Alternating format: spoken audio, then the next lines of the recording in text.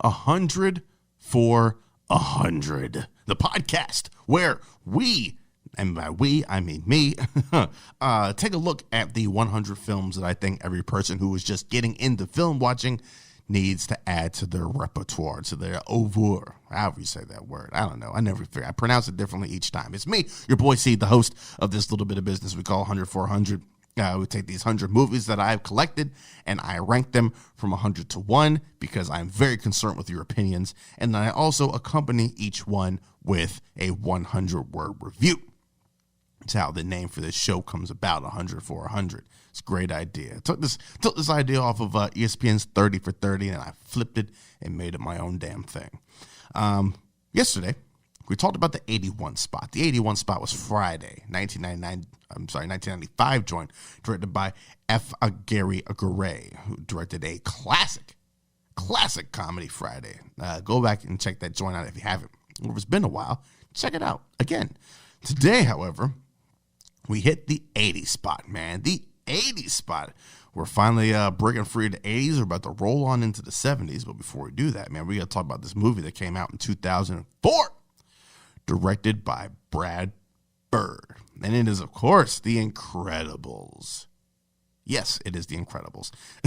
Double check that for a second. And the 100-word review that accompanies The Incredible is as such.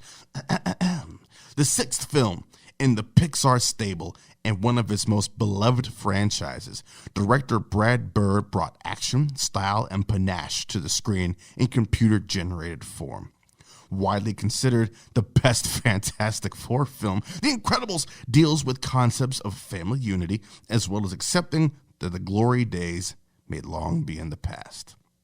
With stellar voice cast that includes Craig T. Nelson, Holly Hunter, Jason Lee, Samuel Jackson, it's a film that's a riotous romp from start to finish, earning its place not just as a great animated film, but a great film, period. Oh, man, The Incredibles. Remember this joint came out? I remember people just lost their minds. Like, holy shit, this is an incredibly great movie. I was late to the game, as I am with almost every Pixar movie. I was late to the game. I didn't see it until maybe 2009, somewhere around there. And I was like, you guys, this movie's great. How come nobody told me about this? Pixar was smoking something when they made this movie. It was released 16 years ago, and my own personal opinion, I think it can stand toe-to-toe with Pixar films released last year. All right, this is the film that gave us Edna Mode, so it already wins points for that. Everybody loves Edna Mode, voiced by director Brad Bird.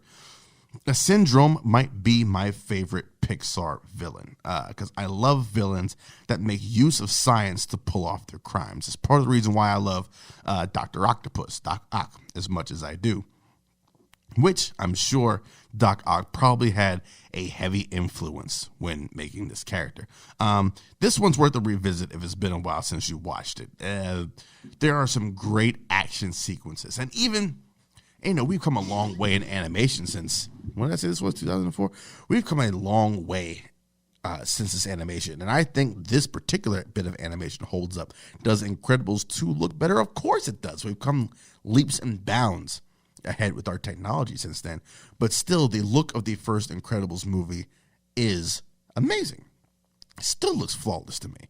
Like I said, great action sequences, great family dynamic. I love the running gag of never seeing Frozone's wife. You just hear her yelling from a different room in the background at all times. And I think the effects, Frozone is pretty much the Iceman, the Bobby Drake of this story. But they use his powers.